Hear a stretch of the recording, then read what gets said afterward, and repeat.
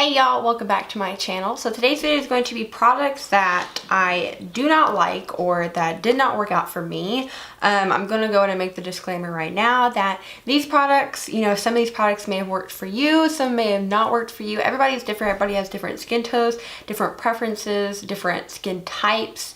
Just everything's different between every individual. So obviously our opinion of makeup products vary. But if you like something that I didn't like or that didn't work for me, don't get offended or anything like that. But like I said, everybody's different, so just wanted to make that disclaimer. But these are all drugstore. Some are high-end, very few through here are high-end, but I have like this little white tub thing, and then I have two palettes that I want to talk about. So yeah, I hope you guys enjoy today's video. Please subscribe before you leave, and let's just go ahead and jump into it. So two of the palettes that I have right here sitting in front of me have been talked about multiple times, and they released two more, and they're very hit and miss, very chalky. Nothing really leads up to them, and I'm talking about the Maybelline, the Nudes, and the Blushy Nudes. They also have a 24 karat and like a graffiti nudes or graffiti palette.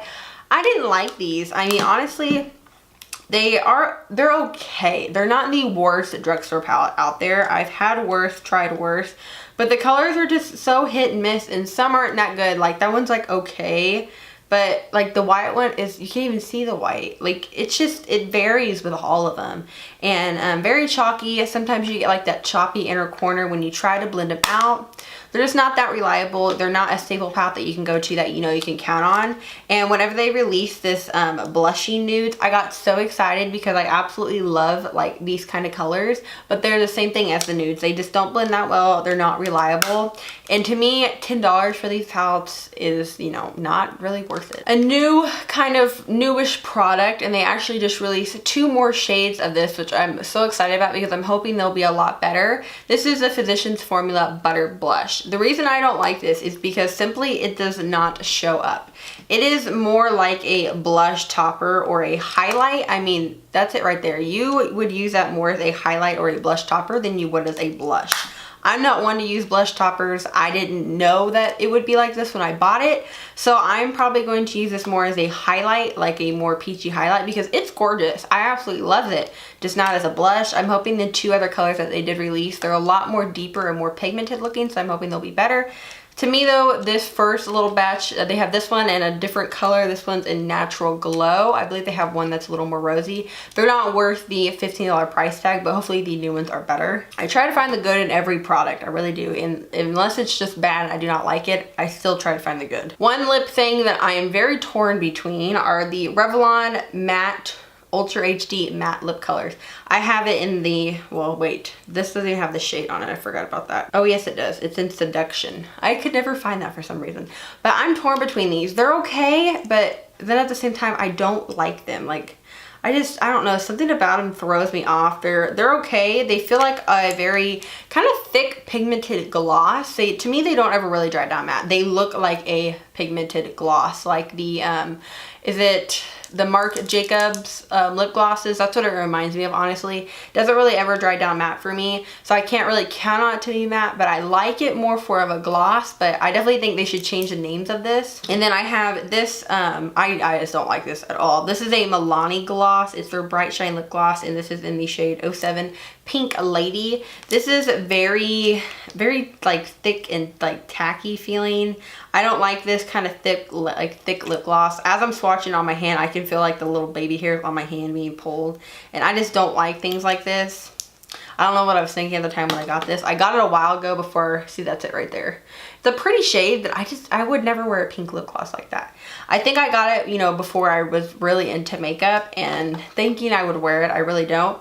It smells really good, but I would never wear a shade like that. Another lip product that didn't work out for me. I don't know if I got a bad batch or what, but this is the NYX Lingerie Liquid Lipstick in Baby Doll. Okay, so the first time I applied this on, it looked good. It was opaque, it was nice, the color was pretty anything, but like an hour into it, it got that weird like crackiness on my inner of my lip. It's really pretty shade, but I tried to put it on today and it was like sheer. It seemed like the product was separated. It didn't go on how I remembered it, so I don't know. I mean, I think I got a bad one because everybody seems to really enjoy these. And I would love to enjoy them because they're all nudes, but I don't know, maybe I need to try a different one. Let me know if you have a different color, maybe that's had the same issues with this, or that if you had a better one, because I need to know if I should try out the other shade. Another lip color that is from Wet n Wild. This is before they released their Catsuit liquid lipstick line. This is their Wet n Wild matte liquid lipstick. I believe they only had these for a short period of time. I don't even remember when I got this, but it's called Don't Be a Plum Plum. And this formula is horrible. I'm so glad they released their catsuit ones. This is so hard to put on. It's so hard to keep like on your lips and in your lip line.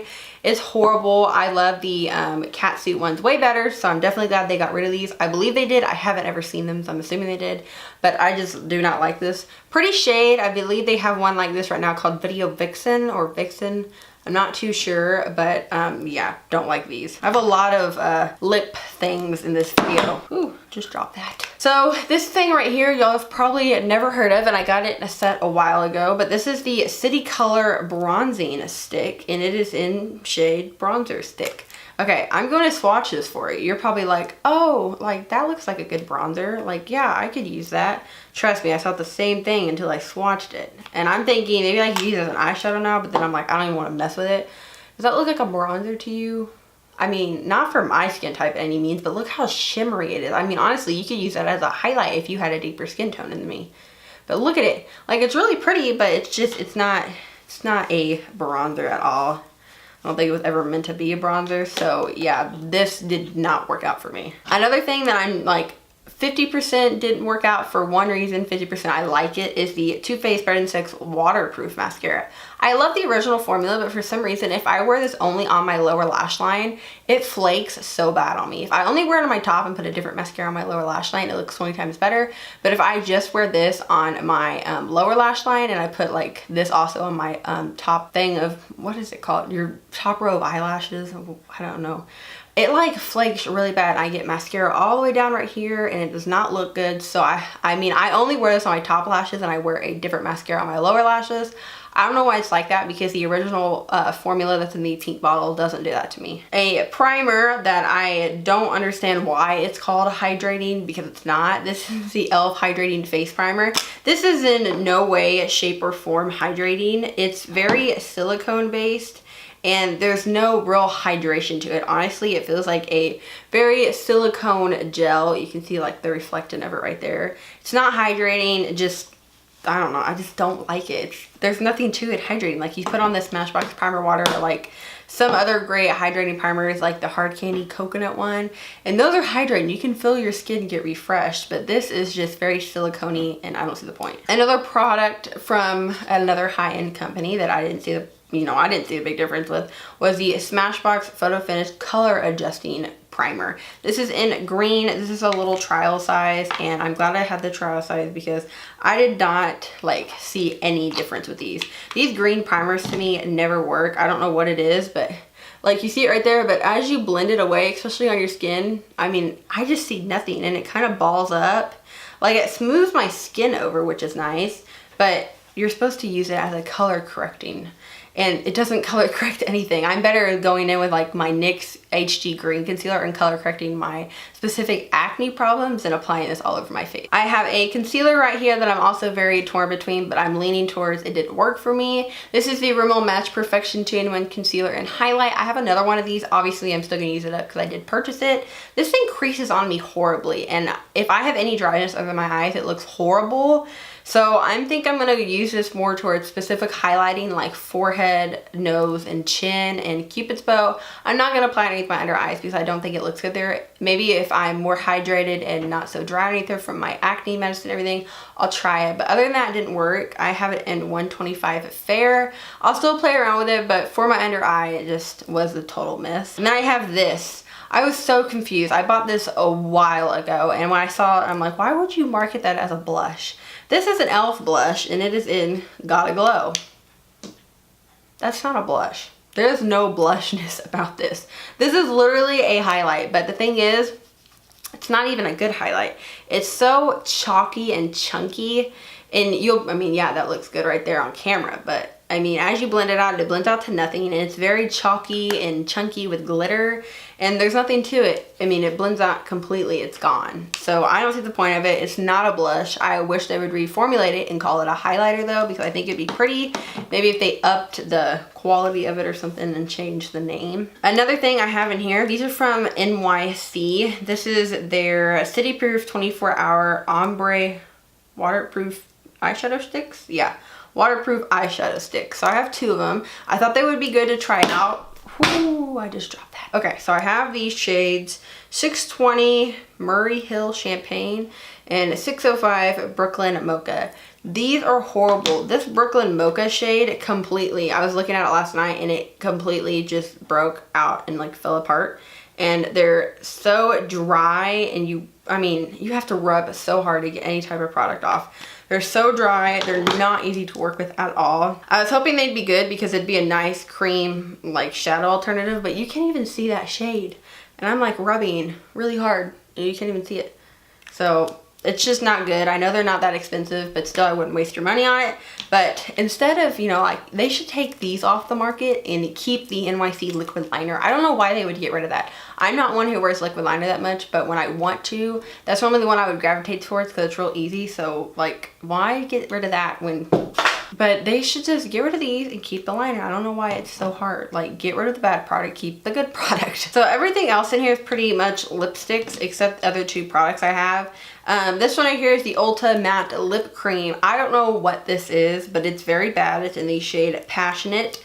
I do not like this. It's extremely sheer, very hard to put on. As you put on another layer, the color swipes away. Very hard to keep in your line of, you know, on your lips. You definitely need the lip liner around it and underneath it, but I do not like it. ColourPop ones are way better, and I believe the ColourPop ones may be cheaper. I'm not 100% sure, but then I have this guy. This was good when I first bought it. I love it. I think it's adorable, but this is the Tony Moly So Cool Eye Stick. This was very cool whenever I first got it, but for some reason now it is just dry.